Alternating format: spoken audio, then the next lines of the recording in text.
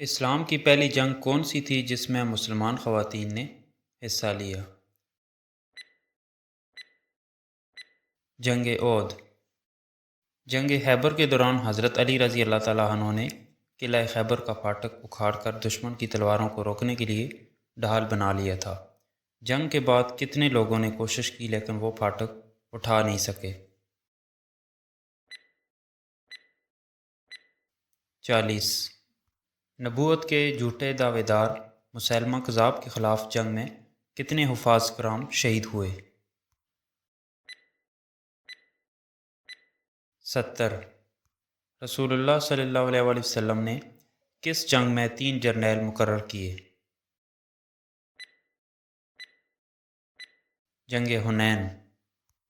صلح حدیبیہ کا معاہدہ کس نے لکھا؟ حضرت علی رضی اللہ عنہ۔ رسول اللہ صلی اللہ علیہ وسلم کے چچا حضرت حمزہ بن عبد المطلب رضی اللہ عنہ کو کس نے شہید کیا؟ وحشی بن حرب۔ حضور صلی اللہ علیہ وآلہ وسلم نے غزوہ بدر کے قیدیوں کو کس کے کہنے پر رہا کیا؟ حضرت ابوبکر رضی اللہ عنہ۔ حضرت محمد صلی اللہ علیہ وآلہ وسلم کے دانت کس جنگ میں شہید ہوئے؟ غزوہ احد۔ موتا کی جنگ میں خالد بن ولید رضی اللہ عنہ نے کتنی تلواریں توڑی تھیں؟ 9۔ یرموک کی جنگ کے بعد جو مسلمانوں نے جیتی تھی، حضرت خالد بن ولید کو خلیفہ حضرت عمر رضی اللہ عنہ نے اپنی سپریم کمانڈ سے ہٹا دیا تھا۔ نیا سپریم کمانڈر کون تھا؟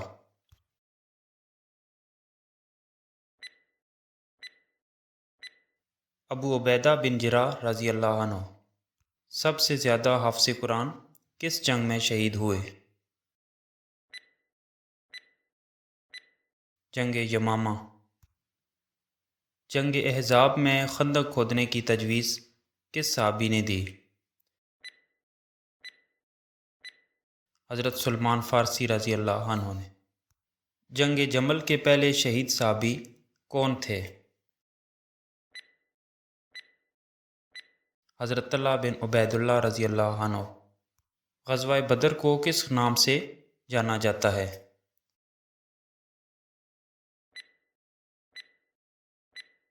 غزوہ کبریٰ۔ کس غزوے کا نام یوم الفرقان رکھا گیا ہے؟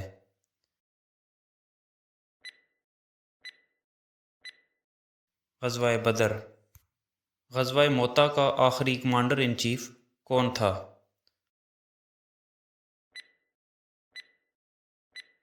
حضرت خالد بن ولید رضی اللہ عنہ۔ جنگ احد میں کفار کا کمانڈر کون تھا؟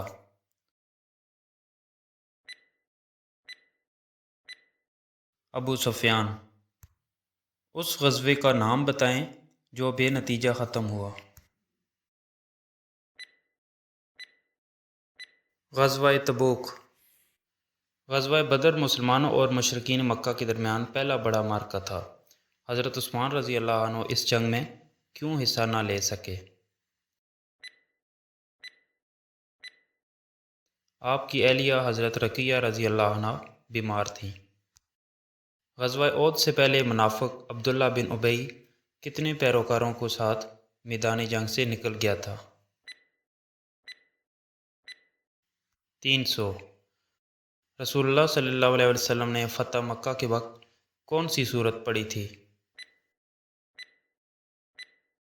سورۃ الفتح۔ کون سے صحابی سب سے زیادہ عمر کے تھے اور جنگ بدر میں صف اول میں تھے؟ حضرت ابو عبیدہ بن جراح رضی اللہ عنہ۔ حضرت طلحہ رضی اللہ عنہ کو غزوہ احد میں کتنے زخم آئے؟ 70۔